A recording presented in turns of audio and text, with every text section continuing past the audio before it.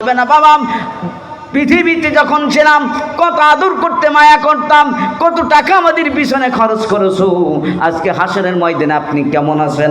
আল্লাহ বলেন এইভাবে করে কেউ কারোর কাছে কোনো কথাও জিজ্ঞাসাও করবে না। ভাইয়ের আমার, যদি ঈমান নিয়ে যাওয়া যায়, প্রকৃত মুসলমান হয়ে যদি মারা যায়, আল্লাহ রাব্বুল আলামিন কিয়ামতের ময়দানে বিচার করে তার জন্য জান্নাত ফয়সালা করে দিবেন। জোরে বলেন সুবহানাল্লাহ। তাহলে ঈমানের দাম আছে না নাই? আছে না নাই? আর ঈমানের দাম কেমন? আল্লাহ রাসূলের একজন সাহাবী ছিলেন, নাম হলো আব্দুল্লাহ রাদিয়াল্লাহু তাআলা। কি নাম? আব্দুল্লাহ। যখন ইসলাম ধর্ম গ্রহণ করলেন, তার চাচার কাছে তিনি থাকতেন, চাচার বাড়িতে থাকতেন। ইসলাম ধর্ম গ্রহণ করার পরে আব্দুল্লাহ রাদিয়াল্লাহু তাআলা যখন জানালেন, চাচা তো খুব গরম হয়ে গেল, বলে তুমি মুহাম্মদের কাছে যে ইসলাম ধর্ম গ্রহণ করেছো, মুহাম্মদের বাড়ি যাওয়া যাবে না, আর ইসলাম ধর্ম পরিত্যাগ করা লাগবে। যদি তুমি এটা করতে না পারো তাহলে আমার বাড়ি ছাড়তে হবে, কোনটা করবা? আব্দুল্লাহ রাদিয়াল্লাহু তাআলা বললেন, ও চাচা শোনো, আমি আপনার বাড়ি ছাড়তে পারি। চাচা গো, কোনো অবস্থাতে আমি বিশ্ব নবীর বাড়ি আমি ছাড়তে পারি না, আমি ইসলাম ধর্ম পরিত্যাগ করতে পারি না। মনে মনে সিদ্ধান্ত নিলেন, আমি আমার চাচার বাড়িতে থাকবো না। চাচা তাকে বুঝাইলো, আব্দুল্লাহ শোনো, আমার বাড়িতে অবস্থান করবা, তবে মুহাম্মদের বাড়ি যাওয়া যাবে না, আর ইসলাম ধর্ম পরিত্যাগ করতে হবে। আব্দুল্লাহ রাদিয়াল্লাহু তাআলা জানাই দিলেন, চাচা গো, আমি আল্লাহ রাসূলের বাড়ি ছাড়তে পারি না। ও চাচা শোনো, আমি আপনার বাড়ি হারাইতে পারি চাচা, এরপরও আমি ইসলাম ধর্ম পরিত্যাগ করতে পারি না। চাচা এক পর্যায়ে নোটিশ করে দিল, আব্দুল্লাহ আমার বাড়ি ছেড়ে চলে যাও। আব্দুল্লাহ রাদিয়াল্লাহু তাআলা সিদ্ধান্ত নিলেন, আমি আব্দুল্লাহ বাড়ি ছাড়তে পারি, এক মুহূর্তের জন্য আমি ইসলাম ধর্ম পরিত্যাগ করতে পারি না। সিদ্ধান্ত নিয়ে বাড়ির থেকে রওনা। কিছু দূর যখন গেছে, পিছন থেকে চাচা ডাক দেয়, আব্দুল্লাহ রে দাঁড়া, আব্দুল্লাহ একটু দাঁড়া। আব্দুল্লাহ রাদিয়াল্লাহু তাআলা দাঁড়ায় গেলেন। চাচা তাকে প্রস্তাব দিল, ও আব্দুল্লাহ আমার বাড়ি ছেড়ে যাও, কোনো আপত্তি নাই, কোনো আপত্তি নাই আব্দুল্লাহ, তবে তোমার শরীরে যেই পোশাক আছে ওইটা তো আমার টাকার পোশাক, আমি কিনে দিয়েছি তোমাকে। পলিসি অবলম্বন করলো, আব্দুল্লাহ রে যদি তুমি মুহাম্মদের বাড়ি যাইতে চাও, ইসলাম ধর্ম নিয়ে থাকতে চাও, তাহলে এই পোশাকগুলা খুলে দিতে হবে। উদ্দেশ্য হলো পোশাক খুলে উলঙ্গও হবে না, আর আব্দুল্লাহ ইসলাম ধর্ম মানবে না, আমার বাড়িতেই থাকবে। আব্দুল্লাহ রাদিয়াল্লাহু তিনি জবাব দিয়েছিলেন ওই দিন, চাচাকে জানাই দিলেন, ও চাচা শোনো, আমি আব্দুল্লাহ আপনার বাড়ি ছাড়তে পারি, ইজ্জত সম্মান হারাইতে পারি চাচা গো, কিন্তু এক মুহূর্তের জন্য আমি ইসলাম ধর্ম পরিত্যাগ করতে পারি না। চাচা বললেন, ও আব্দুল্লাহ এখনো বোঝো। আব্দুল্লাহ রাদিয়াল্লাহু তাআলা একই কথা চাচাকে জানাই দিলেন। নিষ্ঠুর পাষাণ হৃদয় চাচা আস্তে আস্তে করিয়া আব্দুল্লাহ রাদিয়াল্লাহু তাআলার গাঁট থেকে কাপড় খোলা শুরু করে দিলেন। আব্দুল্লাহ রাদিয়াল্লাহু তাআলা দুই চোখ দিয়ে পানি বাইরে হয়ে যায়, এত নিষ্ঠুর পাষাণ হৃদয়। আমার চাচা আমার শরীর থেকে কাপড় খুলে নাই, ভাইয়ের আমার কাপড় খুলে নেওয়া গেল, উলঙ্গ হয়ে গেলেন। আব্দুল্লাহ রাদিয়াল্লাহু তাআলা লজ্জা স্থানটা কোনো মতে হাত দিয়ে ডেকে বাড়ির উদ্দেশ্যে রওনা। বাড়িতে চলে গেলেন, মাকে ডাক দিলেন, মা গো, মা বাড়ির থেকে বাকি রোখে দেখেন অবস্থা ভালো না। আরে বাবা আব্দুল্লাহ এই অবস্থা কেন তোমার? ও মা, আমি ইসলাম ধর্ম গ্রহণ করেছি, বিশ্ব নবীর হাতে বায়াত গ্রহণ করে।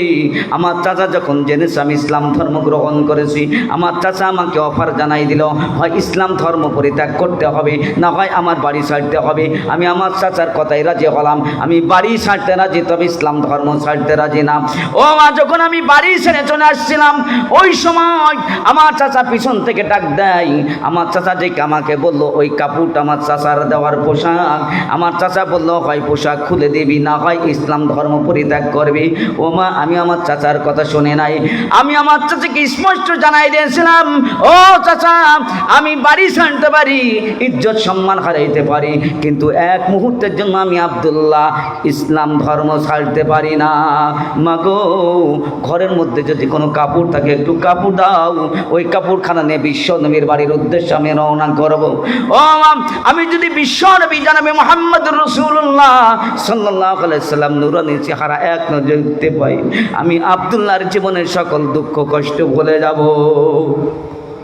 মা কোনো মতে একটা কাপড় দিলেন, ওই কাপড়টা দিয়ে কোনো মতে লজ্জা স্থানটা থাকলেন, গায়ে তার মতো কাপড় হলো না, কঠিন ঠান্ডা শীতের রাত, থরথর করে কাঁপতেছেন।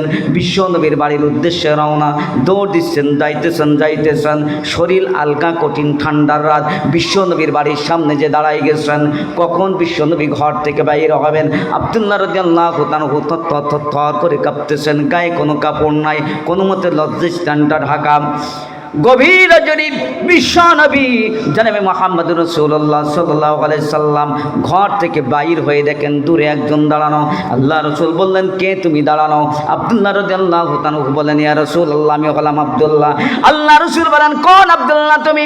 ইয়া রাসূলুল্লাহ, ইয়া হাবিবাল্লাহ, কিছুদিন পূর্বে আপনার হাতে বায়াত গ্রহণ করে আমি ইসলাম ধর্ম গ্রহণ করেছি।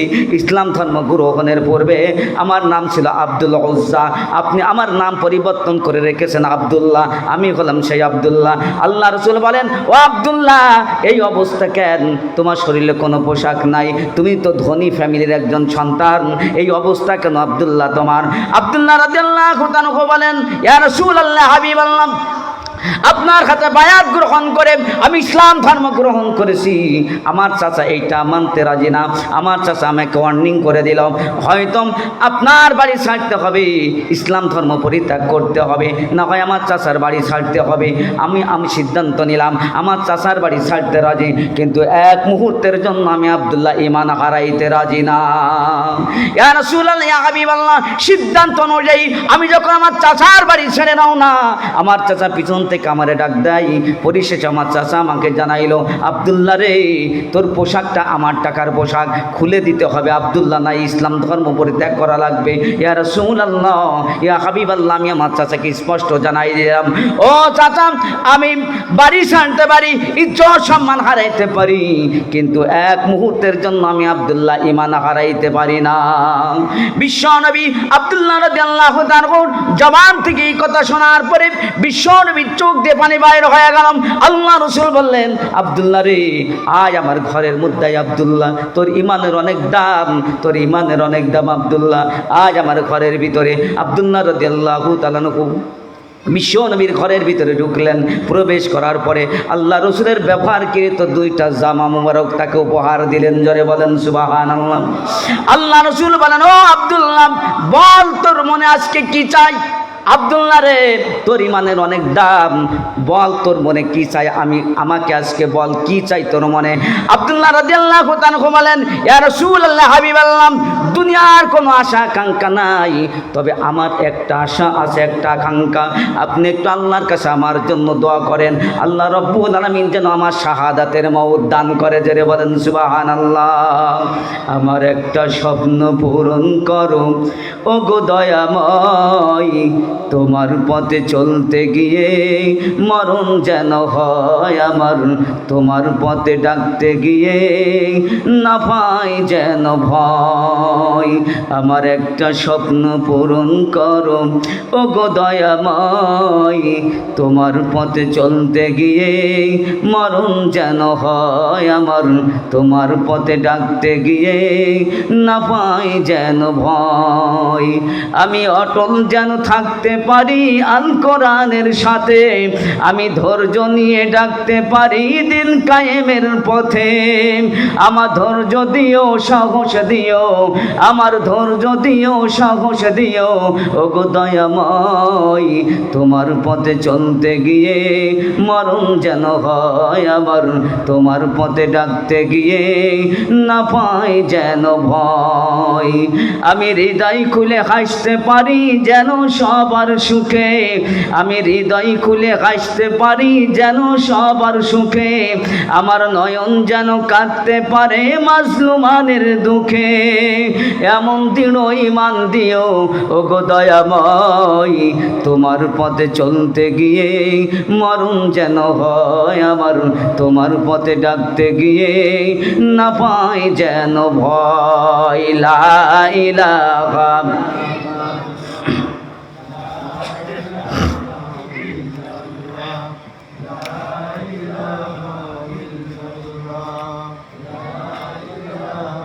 لا إله إلا الله لا ইলাহা ইল্লাল্লাহু মুহাম্মাদুর রাসূলুল্লাহ। সকলে জবান করে বলি সাল্লাল্লাহু আলাইহি ওয়াসাল্লাম। আমার ভাইয়েরা, আমার মা বোনেরা, আমার বিশ্ব নবী বললেন, ও আব্দুল্লাহ বল, তোর ইমানের অনেক দাম। আব্দুল্লাহ বল, তোর মনে কি চাই? আব্দুল্লাহ রাদিয়াল্লাহু তাআলা বললেন, ইয়া রাসূলুল্লাহ, ইয়া হাবিবাল্লাহ, দুনিয়ার কোনো আশা আকাঙ্ক্ষা আমার নাই, আপনি একটু আল্লাহর কাছে দোয়া করেন, আল্লাহ রাব্বুল আলামিন যেন আমার শাহাদাতের মওত দান করেন। আমার ভাইয়েরা, আমার মা বোনেরা, আমার বিশ্ব নবী জনাবে মুহাম্মদুর রাসূলুল্লাহ সাল্লাল্লাহু আলাইহি ওয়াসাল্লাম আব্দুল্লাহ রাদিয়াল্লাহু তাআলার জন্য দোয়া করেন, কবুল হবে? কবুল হবে? আমার ভাইরা, আমার বিশ্ব নবীর হাত তুলে তো দোয়া করা লাগে না, মনে শুধু ইরাদা হতে দেরি, কবুল হইতে দেরি না, ঠিক কিনা বলেন? বিশ্ব নবী যখন মক্কার জন্মভূমি ছেড়ে মদিনায় চলে গেলেন, বারবার কাবা ঘরের দিকে ফিরে তাকান আর বলেন, কাবা রে, তোরে আমি প্রাণ ভরে খেদমত করতে পারলাম না। ভাইরা আমার, ওই সময় বাইতুল মুকাদ্দাস ছিল কেবলা। আল্লাহ রসুলকে বলা হলো বাইতুল মুকাদ্দাসের দিকে ফিরে নামাজ আদায় করবেন। বিশ্ব নবীর মনে মনে আকাঙ্ক্ষা, কাবা ঘরের দিকে ফিরে যদি নামাজ পড়তে পারতাম। মনের ভিতরে শুধু ইচ্ছা হলো, আল্লাহ রাব্বুল আলামিন সাথে সাথে আয়াত নাজিল করে দিলেন, ফাওয়াল্লি ওয়াজহাকা শাতরাল মাসজিদিল হারাম। যারা বলেন আল্লাহু আকবার। আল্লাহ রাব্বুল আলামিন আল্লাহ রাসূলকে জানাই দিলেন, হে রাসূল, আপনি আপনার চেহারা মোবারক ঘুরায়া কাবার দিকে করে দেন। জোরে বলেন সুবহানাল্লাহ। ওই রাসূল আব্দুল্লাহ রাদিয়াল্লাহু তাআলার জন্য আল্লাহর কাছে দোয়া করেন। কিছুদিন পরে তাবুক যুদ্ধ, আল্লাহ রসুল নিজেও গেলেন, সাহাবীরা গেলেন, আব্দুল্লাহ রাদিয়াল্লাহু তাআলা নিজেও গেলেন। ঘটনাক্রমে তাবুক যুদ্ধ সংগঠিত হল না, সাহাবীরা সবাই ফিরে আসলেন, আল্লাহ রসুল ফিরে আসলেন, আব্দুল্লাহ রাদিয়াল্লাহু তাআলা ফিরে আসতেছেন, প্রতিমধ্যে অসুস্থ হয়ে গেলেন। এর কয়েকদিন পরে আব্দুল্লাহ রাদিয়াল্লাহু তাআলা ইন্তেকাল করলেন। হাদিস শরীফের ভিতরে বলা হয়েছে, আল্লাহর কোনো বান্দা যখন আল্লাহর পথে বাইর হয়ে যায় আর ওই অবস্থায় যদি তার মউত হয়, আল্লাহ রাব্বুল আলামিন তার শাহাদাতের মর্যাদা দান করে দেয়। জোরে বলেন সুবহানাল্লাহ।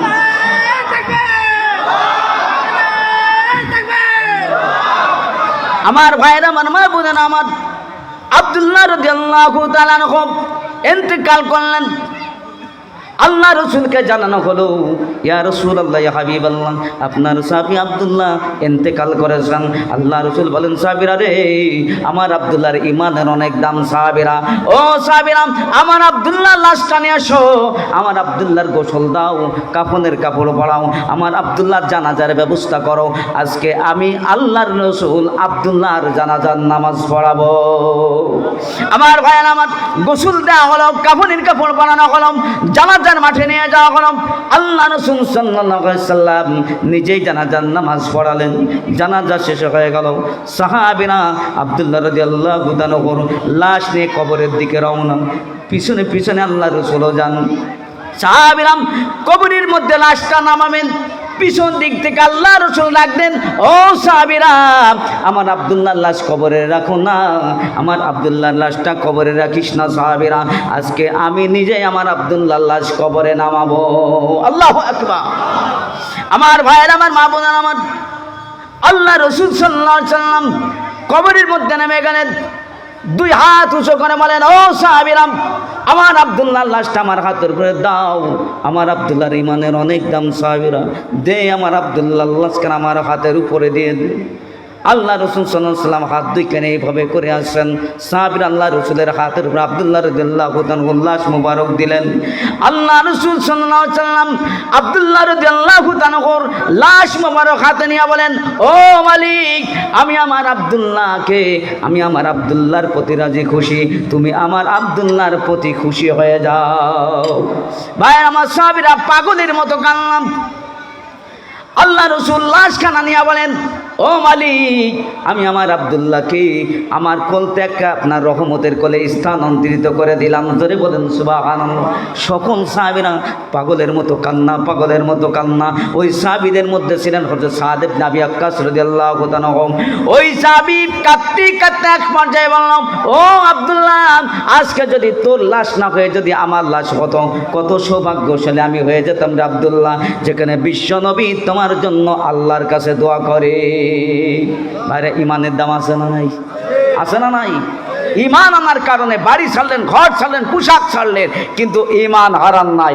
আর আমরা দুনিয়ার কিছু লোভের কারণে ঈমান হারাই ফেলি। আওয়াজ দেবেন ঠিক আমার ভাইয়ের, আমার মা বোনের, আমার এই জন্য আল্লাহ রাব্বুল আলামিন জানালাম ওই হাসরের ময়দানের কথা চিন্তা করো, যেই দিন তোমার আপন বলে কেউ থাকবে না, সকলে পেরেশানিতে থাকবেন। এরপরে আমি রব্বুল আলামিন ফাইনালি তোমাদেরকে বিচার করব। জান্নাত আর জাহান্নামে চলে যাবে। যারা জান্নাতে যাবে আনন্দে থাকবে, যারা জাহান্নামে যাবে তারা কষ্টের মধ্যে থাকবে।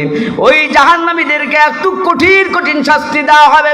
যারা ঈমান নিয়ে কবরে যায় নাই, মুসলমান হয়ে কবরে যায় নাই, ওদেরকে আল্লাহ রব্বুল আলামিন জাহান্নামের ভিতরে রাখবেন আর কঠিন কঠিন শাস্তি দিবেন। হাজার হাজার বছর পার হয়ে যাবে, কোনো প্রকার খাবার তাদেরকে দেওয়া হবে না।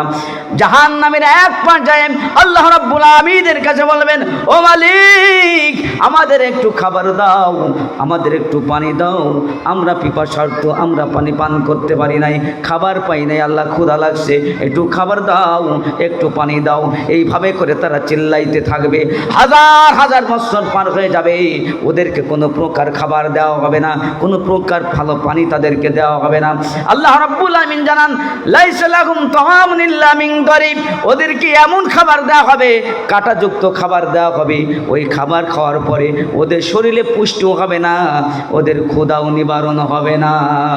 ওই জাহান্নামীর আত্মচিৎকার দিতে থাকবে, একটু পানি দেন, একটু খাবার দেন, এইভাবে করে আকতি মিনতি করতে থাকবে। আল্লাহ রাব্বুল আলামিন পরিশেষে ওদেরকে সামনে পানি হিসাবে টকবগে ফুটন্ত বিষাক্ত পুষ তাদেরকে পানি হিসেবে দেওয়া হবে। ওরা দীর্ঘদিন পিপাসার্ত থাকার কারণে ওই পানিটা ভালো না খারাপ দেখার সুযোগ তাদের থাকবে না। ভাইরা আমার, এমন একটা সময় আমাদের গিয়েছে যেই সময় পর্যাপ্ত ট্যাপের সিস্টেম ছিল না, মোটর সিস্টেম ছিল না। মানুষ অনেক সময় পানি পিপাসা লাগতে পুকুর থেকে, নদী থেকে পানি পান করেছে, ঠিক কিনা বলেন? ওই পুকুরের পানি ভালো না খারাপ দেখার তার সময় হয় নাই। চিন্তা করেছে কোনো মতে একটু পুকুর থেকে পানি পান করি, এরপরে বাড়ি যে পানি পান করব, শুধু জানে বাসি। কি বলো ভাইয়ের আমার? ওই জাহান্নামীরা ওদের সামনে যখন পানি দেওয়া হবে, পুরন্ত টকবগি পুজ বিষাক্ত, ওইটা যখন দেওয়া হবে, দীর্ঘদিন পানি পান না করার কারণে ওদের সামনে আসার সাথে সাথে ওরা ভালো না খারাপ দেখার সুযোগ ওদের হবে না। যখন সামনে ওদেরকে দেওয়া হবে, ওরা ভালো পানি মনে করে যখন মুখের ভিতরে ঢুকায় দিবি, যখন মুখের ভিতরে ঢুকায় দিবি, এত বিষাক্ত, এত বিষাক্ত, ওই পানি মুখের ভিতরে পড়ার সাথে সাথে ওদের নাড়ি ভুঁড়িগুলা পিছনের রাস্তা দিয়ে বাইরে হয়ে যাবে। ওই সমস্ত জাহান্নামীর আত্মচিৎকার করবে আর বলবে, ও মালিক, আগে যদি জানতাম এই পানি পান করলে এত কঠিন শাস্তি হবে, আল্লাহ, আমরা পানি পান করতাম না, আমরা পানি পান করতাম না, আল্লাহ, এত কঠিন শাস্তি আমাদের হবে। ও আল্লাহ, কেন আমাদেরকে এই কঠিন কঠিন শাস্তি দেওয়া হয়? আমাদেরকে কেন কঠিন শাস্তি দেওয়া হয়? আল্লাহ রাব্বুল আলামিন বলবেন, ও বান্দারা, আমি আল্লাহ তোদের ইচ্ছা করে শাস্তি দিই না, বললাম আমি রব তোদেরকে ইচ্ছা করে শাস্তি দিই না। জাযাউ বিফাক, আল্লাহ বলবে, বললাম এই শাস্তি পাওয়ার কারণ হলো এটা তোদের কৃত কর্মের পূর্ণ ফল। দুনিয়ার থেকে ঈমান নিয়ে আসতে পারিস নাই, মুসলমান হয়ে মরতে পারিস নাই, বললাম আমি আল্লাহ তোদেরকে বারবার সতর্ক করে দিয়েছি, এরপরও তোরা সতর্ক হস নাই বান্দা। শয়তানের প্ররোচনায় পড়ে তোরা ঈমান হারাই ফেলেছিস বান্দা, তোদের আমলের কারণে আজকে জাহান্নামের শাস্তি ভোগ করবি। শয়তান সব সময় চায় আমাদের ঈমান নষ্ট করতে, ঠিক কিনা? শয়তান আমাদের বন্ধু না, শয়তান আমাদের কি? শত্রু। আল্লাহ রাব্বুল আলামিন বলেছেন, ইয়া আইয়ুহাল্লাযিনা আমানুত্তাকুল্লাহ, হে ঈমানদার বান্দাগণ, আল্লাহর ভয় করো, আর মনে রাখবা, ওয়ালা তাত্তাবিউ খুতুওয়াতিশ শাইতান, শয়তানের অনুসরণ তোমরা করবা না। কেন করবা না? ইন্নাহু লাকুম আদুউম মুবিন, শয়তান তোদের প্রকাশ্য শত্রু। কেমন শত্রু? আরে ভাই, স্পষ্ট আল্লাহ জানাই দিলেন। আমি আপনি যদি জানি যে অমক আমার শত্রু, ও যদি বেলা দুপুর 12টার সময় এসে বলে, ভাই চলো তো ঈশ্বরদী যাই, আমরা কেউ যাব?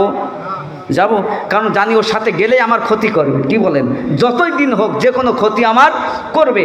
কিন্তু আমার আপনার যদি শত্রু আমি আপনি চিনি না, জানি যে আমার বন্ধু, ভালোবাসার মানুষ, ও যদি দিন 12টায় নয়, রাত 12টার সময় যদি বলে, ভাই একটু চলো তুই সর্দি, ও কোনো প্রশ্ন করবে না, ঘুম থেকে উঠেই দৌড় করে চলে যায়। ঠিক কিনা বলেন? কেন গেল? কারণ ওর আত্মবিশ্বাস যে আমার কোনো ক্ষতি করবে না। তাহলে দুনিয়ায় আমরা যখন শত্রু চিনি, শত্রু সম্পর্কে জানি, তখন ওই শত্রুর যদি দিন 12টার সময়ও ডাক দেয়, আমরা তার ডাকে সাড়া দিই না, ঠিক কিনা বলে? আল্লাহ আমাদেরকে জানাই দিলেন, দুনিয়ার মানুষ, শয়তান তোদের প্রকাশ্য শত্রু। কি শত্রু? প্রকাশ্য শত্রু। শয়তান তোদেরকে ঈমান নষ্ট করে করে তোদের দিয়ে খারাপ কাজ করায়া তোদেরকে জাহান্নামের রাস্তায় নিয়ে যাবে। কারণ শয়তান আল্লাহর কাছ থেকে পাওয়ার চেয়ে নিয়েছে। যখন আদম আলাইহিস সালামকে সাজদা করার কথা বলো, ইতিহাস আপনারা জানেন, আমি মূল পয়েন্টটা বলে যাচ্ছি। শয়তান যখন চাইলো, আল্লাহ যখন বললেন শয়তান আদমরে সাজদা দাও, শয়তান কি দিছিল? ও যুক্তি খাড়া করলো। কি খাড়া করলো? এই যে যুক্তি দেয়া, প্রথম এই যুক্তি দেয়া পেশ করলো হচ্ছে মিস্টার ইবলিস। এই জন্য বেশি যুক্তি দেওয়া ভালো না। শয়তান সাজদা দিল না, না দেওয়ার কারণে আজাজিলে পরিণত হয়ে গেল, অভিশপ্ত হয়ে গেল। শয়তান বুঝে ফেললাম আমার স্থান জাহান্নাম হয়ে যাবে। আমি রবের হুকুম শুনি নাই, আমার স্থান জাহান্নাম। আল্লাহকে মালিক, ও মালিক, আমি জানি আমার স্থান জাহান্নাম হয়ে যাবে, জাহান্নাম হয়ে যাবে। ও আল্লাহ, আমি আপনার কাছে কয়েকটা পাওয়ার চাই, ওই পাওয়ার আমার দেওয়া লাগবে। আল্লাহ রাব্বুল আলামিন বললেন, কি পাওয়ার চাও? শয়তান বলল, মালিক, আমারে কিয়ামত দিবস পর্যন্ত হায়াত দেওয়া লাগবে। ও মালিক, আরেকটি পাওয়ার। আল্লাহ বলেন, কি পাওয়ার আর চাও? দিলাম তোরে কিয়ামত পর্যন্ত হায়াত। ও মালিক, আমার আরেকটা পাওয়ার দেওয়া লাগবে। কয়, কি পাওয়ার চাও? ও মালিক, আরেকটা পাওয়ার হলো, আমি আদমরে সেজদা না দেওয়ার কারণে আজাজিলে পরিণত হয়ে গেলাম, শয়তানে পরিণত হয়ে গেলাম, আমার স্থান জাহান্নাম। ওই আদম সন্তানেরা যখন আপনার ইবাদত বন্দেগী করবেন, ওই আদম সন্তানদেরকে আমি ধোঁকা দিব। কিন্তু যখন তাদেরকে ধোঁকা দেব, ওই আদম সন্তানেরা যেন আমাকে দেখতে না পাই। শয়তানের কেউ দেখেছেন? দেখতে পেয়েছেন? আল্লাহ বলছেন, এই পাওয়ার উত্তর দিলাম, তোর কেউ দেখবে না, তবে আর এক শ্রেণীর শয়তান দেখা যায়। কি বলেন? এটা কোরআনের কথা। আল্লাহ বলছে, মিনাল জিন্নাতি ওয়ান নাস। শয়তান হলো জিন জাতিদের ভিতর থেকে। আরেকটা শয়তান আছে যেটা হচ্ছে মানুষের মধ্য থেকে। এই শয়তানদের দেখা যায়। কি বলেন? দেখা যায় না? ওরে ভাই ভাইতি গাঞ্জাম বাদাই সমাজের ভিতরে অশান্তি সৃষ্টি করে, আছে না নাই? এরম শয়তান গ্রামে বেশি লাগে না, একটা দুইটা হলে যথেষ্ট ওই গ্রাম ধ্বংস করার জন্য। আওয়াজ দিয়ে বলেন ঠিক কিনা? আমার ভাইয়ের, আমার মা বোনেরা, আমার শয়তান আল্লাহর কাছে পাওয়ার চায় না। আল্লাহ রাব্বুল আমিন বলেন, শয়তান তোরে পাওয়ার দিলাম কিয়ামত পর্যন্ত হায়াত। দ্বিতীয় পাওয়ার আমি তোরে দিয়ে দিলাম, শয়তান আমার ওই আদম সন্তানদেরকে ধোঁকা দিবে, আমার আদম সন্তানেরা তোরে দেখতে পাবে না। তবে তোর উদ্দেশ্য কি? শয়তান বলে, আল্লাহ, আমার উদ্দেশ্য হলো যে আদমের কারণে লানতপ্রাপ্ত হয়ে গেলাম, অভিশপ্ত হয়ে গেলাম, ওই আদম সন্তানদেরকে ধোঁকা দিয়ে দিয়ে আমি জাহান্নামের রাস্তায় নিয়ে যাব। আল্লাহ বলে, শয়তান শুনে না, কম তোমার জীবন কিয়ামত দিবস পর্যন্ত হায়াত দিলাম। ও শয়তান শুনে রাখো, আমি আমার ওই আদম সন্তানদের জন্য আমি আল্লাহ পাওয়ার দিয়ে দিলাম। আমি আল্লাহ কিয়ামত দিবস পর্যন্ত তাদের জন্য তাওবার রাস্তা খোলা রাখলাম। সুবহানাল্লাহ।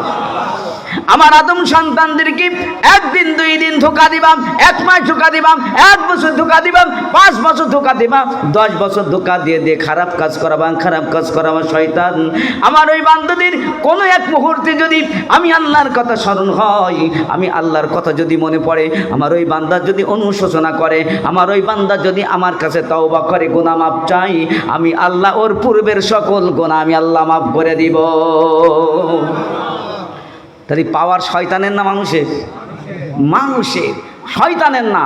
শয়তান 10 বছর পরিশ্রম করলো, কিন্তু 10 বছর পরে আল্লাহর বান্দা অনেকে আসে না ভাই, নামাজ রোজা করে না, কিন্তু এমন এক সময় আসে দেখবেন হঠাৎ পরিবর্তন হয়ে গেছে। ও রাতে শুয়ে চিন্তা করছে, তাই তো এই অবস্থায় যদি মারা যায় তাহলে তো আমার নিশ্চিত জাহান্নাম। ও পরের দিন থেকে ফজর দিয়ে শুরু হলো নামাজি, এখন এমন নামাজি হয়েছে যে ইমাম মুয়াজ্জিনও তার সাথে পারে না। এরকম অনেক আল্লাহর বান্দা হয়ে যায়, ঠিক কিনা বলেন? তাহলে শয়তানদের ইতিপূর্বে যত গুনাহ করিয়েছেন, আল্লাহ বলেন আমার কাছে তওবা করার সাথে সাথে আমি আল্লাহর পূর্বের সব গুনাহ মাফ করে দিয়েছি। যারা বলেন সুবহানাল্লাহ। তাহলে কিয়ামত পর্যন্ত আমাদের জন্য আল্লাহ তওবার রাস্তাও খোলা রাখলেন। ভাইরা আমার, এই জন্য শয়তানের কাজে যাওয়া যাবে না, কারণ শয়তান আমাদের প্রকাশ্য শত্রু। কেমন শত্রু? প্রকাশ্য শত্রু। এই জন্য বলি ইমানের অনেক দাম। ইমান যেন শয়তান আমাদের নষ্ট না করে, কারণ ইমান যদি না থাকে, ইমান না থাকলে আপনি পীর সাহেবের মুরিদ হন না কেন, পীর সাহেবের স্ত্রী হন না কেন, ছেলে হন না কেন, কোনো নবীর সন্তান হন না কেন, স্ত্রী হন না কেন, ইমান না থাকলে আল্লাহর কাছে তার কোনো দাম নাই। দুইজন নবীর স্ত্রী যাবে জাহান্নামে। কোথায় যাবে? নবীর স্ত্রী হওয়া সত্ত্বেও যাবে জাহান্নামে। কোথায় যাবে? নূহ নবীর স্ত্রী আর লূত নবীর স্ত্রী শুধু ঈমান না থাকার কারণে, ঈমান না আনার কারণে দুইজন যাবে জাহান্নামে। পক্ষান্তরে মিস্টার ফিরাউন, যেই ফিরাউন আল্লাহ দাবি করল, ঠিক কিনা বলে? আল্লাহ দাবি করল, এই ফিরাউনের স্ত্রী বিবি আসিয়া যাবে জান্নাতে। জোরে বলেন সুবহানাল্লাহ। এই ফিরাউন কেমন ছিল? আল্লাহ দাবি করল, খোদা দাবি করল। ফিরাউন বলল আমি খোদা, আমি রব। ওই সময় মিশরের শাসনকর্তা ফিরাউন কয় আমি রব, আমি খোদা, আমার সেজদা দে। ভাইরা আমার, লম্বা চওড়া ইতিহাস সকলে জানেন, মূল পয়েন্ট আমি বলি। এই ফিরাউন কেমন করে আসিয়াকে নির্যাতন করতাম। ভাইরা আমার, মুসা নবীর পিছনে লাগলো ফিরাউন। মুসা নবীকে দুনিয়ার থেকে চিরতরে বিদায় করে দেওয়ার জন্য পিছু নিল। যাইতে যাইতে যাইতে যাইতে সমুদ্র সামনে, মুসা নবীর সামনে, পিছনে ফিরাউনের বাহিনী। মুসা নবীর উম্মতেরা বললেন, ও মুসা, আমাদেরও নবী, পিছনে ফিরাউনের বাহিনী, সামনে নদী, করবেন কি এখন? বাঁচার রাস্তা কি? মুসা নবী লম্বা চওড়া কোনো কথা বলেন নাই। মুসা আলাইহিস সালাম বললেন, ও আমার উম্মতেরা, যেই রব আমাকে এই দিকে আসার জন্য অর্ডার করেছেন, ওই আল্লাহ আমাদের ব্যবস্থা করে দিবে। জোরে বলেন সুবহানাল্লাহ। মুসা নবীকে নির্দেশ দেওয়া হলো, মুসারে মাঠ পানির মধ্যে লাঠি দিয়ে বাড়ি মার। পানির মধ্যে যখন বাড়ি মারলেন, আল্লাহ রাব্বুল আলামিন ওই পানিগুলা পাহাড়ের মতো করে করে এইভাবে দলা করে দিলেন, মাঝখান দিয়ে রাস্তা বানাই দিলেন। জোরে বলেন সুবহানাল্লাহ। পানি, আল্লাহর কথা শুনবে ভাই? শুনবে না? পানি রাস্তা হয়ে গেল। মুসা নবীর বাহিনী এই রাস্তা পার হয়ে যখন চলে গেল, এইদিকে ফিরাউনের বাহিনী সমুদ্রের কাছে আসলো। সমুদ্রের কাছে সেই দেখে আর সমুদ্রে পানি নাই, সব রাস্তা হয়ে গেছে। মিস্টার ফিরাউনের কিন্তু বুঝতে বাকি নাই এইটা মুসার আল্লাহর কাম। কার কাম? মুসার আল্লাহর কাজ। কিন্তু ফিরাউন নিজের এই দুর্বলতা প্রকাশ করে না। ও তার বান্দা হিসেবে যাদেরকে মেনে নাই, বলে দেখো আমি তোমাদের কেমন খোদা, মুসারে ধরার জন্য এই সমুদ্র তোমাদের জন্য রাস্তা বানাই দিয়েছি। কত বড় ফাজিল চিন্তা করেছে। কসে মুসারে ধরার জন্য এই সমুদ্র রাস্তা বানাই দিয়েছি। কিন্তু ফিরাউনের ভিতরে ঝড়ু হাত তৈরি হয়েছে, এর ভিতরে নামলেই বিপদ। ফিরাউন কিন্তু বুঝে ফেলেছে এর ভিতরে নামলেই বিপদ, কোনো বুদ্ধি নেই বাসার। এরপরও যেহেতু খোদা দাবি করেছে, সামনে থাকা লাগবে। আমার আপনার মতো না যে ঘরে বসে অর্ডার দেবে, মরলি তোরা 2-5টা মর, ও ঘরে ঠিকই আরামে এসে ছেড়ে দেবো, কি বলে। কিন্তু ফিরাউনদের সময় এই নীতি ছিল না। ফিরাউন যেহেতু খোদা দাবি করেছে, কয় আমার জীবন গেলেও আগে থাকা লাগবে, সামনে থাকতে হবে। এখন ফিরাউন নদীর ভিতরে নামলো, এরপরে ফিরাউনের বাহিনী নামলো। যাইতেছে যাইতে যাইতে যখন ফিরাউনের সর্বশেষ ব্যক্তি যখন নেমে পড়লো, ওদিকে মুসা নবীর উম্মতেরা উঠে পড়েছে। আল্লাহ বলছেন, এ পানি আর রাস্তা থাকা যাবে না। জোরে জোরে বলেন সুবহানাল্লাহ। আমার ভাইয়ের, আমার মা বোনেরা, আমার আল্লাহ রাব্বুল আমিন পানিকে নোটিশ নাজিল করে দিলেন, এ পানি আগের মতো তুই হয়ে যা। পানি একাকার হয়ে গেল। সকল ফিরাউনের বাহিনী হাবুডুবু খাই, ফিরাউনও হাবুডুবু খায়। আর ওই সময় বলে, ও মুসার আল্লাহ, ও বনে ইসরাইলের আল্লাহ, আমি ফিরাউন নকল খোদা, আমি জানি, আমি আর খোদা দাবি করব না। ও মালিক, আমার তওবা আপনি কবুল করে নেন, আমি আর খোদা দাবি করব না। ভাইরা আমার, কুরআনুল কারীমের মধ্যে আল্লাহ রাব্বুল আলামিন সূরা নিসার 18 নম্বর আয়াতের মধ্যে জানাই দিয়েছেন, অনেকে আমাদের সমাজে এমন আছে, নামাজ কালাম করে না, সারা জীবন নাফরমানি কাজ করে, আর মনে মনে চিন্তা করে মরার আগে তওবা করব। আছে না তাই? আল্লাহ রাব্বুল আমিন এদের শানে কঠিনভাবে হুঁশিয়ার করে দিলেন, ওয়ালাইসাতিত তাওবাতু লিল্লাযীনা ইয়ামালুনাস সাইয়্যাত হাত্তা ইযা হাদারা আহাদাহুমুল মাউত ক্বালা ইন্নী তুবতুল আন। আল্লাহ জানাই দিলেন, ওই সমস্ত বান্দাদের জন্য তওবা আমি আল্লাহর দরবারে কবুল হবে না, যারা সারা জীবন নাফরমানি কাজ করলো আর মরার আগে তওবা পড়তে চায়। আল্লাহ বলেন, ওদের তওবা আমি আল্লাহর দরবারে গ্রহণযোগ্য হবে না। মিস্টার ফিরাউন মরার আগে আল্লাহর কাছে তওবা করল। আল্লাহকে বলে, ও বনি ইসরাইলের আল্লাহ, ও মুসার আল্লাহ, তোমার কাছে তওবা করি আল্লাহ আমার জানে বাঁচাই দাও। আল্লাহ বললেন, ফিরাউন আর এখনো হবে না, তোর তওবা আর কবুল হবে না। ভাইরা আমার, পক্ষান্তরে ফিরাউনের মৃত্যু হলো। আল্লাহ রাব্বুল আলামিন ফিরাউন সম্পর্কে সূরা ইউনূসের 92 নম্বর আয়াতের মধ্যে জানাই দিলেন, ফাল্লাউমা নুনাজ্জিকা বিবাদানিকা লিতাকুনা লিমান খালফাকা আয়া ওয়া ইন্না কাসীরাম মিনান নাসি আন আয়াতিনা লাগাফিলুন। আল্লাহ রাব্বুল আমিন জানিয়ে দিল, ও ফিরাউন, আজকে তোর হায়াত বাড়ানো হবে না। পক্ষান্তরে ফিরাউন, ফাল্লাউমা নুনাজ্জিকা বিবাদানিকা, ও ফিরাউন, তোর বডিখানা আমি আল্লাহ সংরক্ষণ করে রাখবো, সংরক্ষণ করে রাখবো রে ফিরাউন। ভাইয়ের আমার, পানির মধ্যে হাজার হাজার বছর ফিরাউনের বডিটা থাকলো, পানির ক্ষমতা হলো না। ফিরাউনের বডির পছন্দ ধরানোর কোনো পোকামাকড়ের ক্ষমতা হলো না ফিরাউনের বডির ক্ষত বিক্ষত করার। পোকামাকড় পানি কার কথা শোনে? ভাইরা আমার, একজন মানুষ যদি পানিতে ডুবে মারা যায়, 1 মাস পরে যদি খোঁজ নিতে যান কিছু পাওয়া যাবে? পচে গেলে কোথায় চলে যাবে, ঠিক কিনা বলেন? আল্লাহ রাব্বুল আমিন বলেন, ফিরাউন, তোর বডি খারাপ এই পানির মধ্যে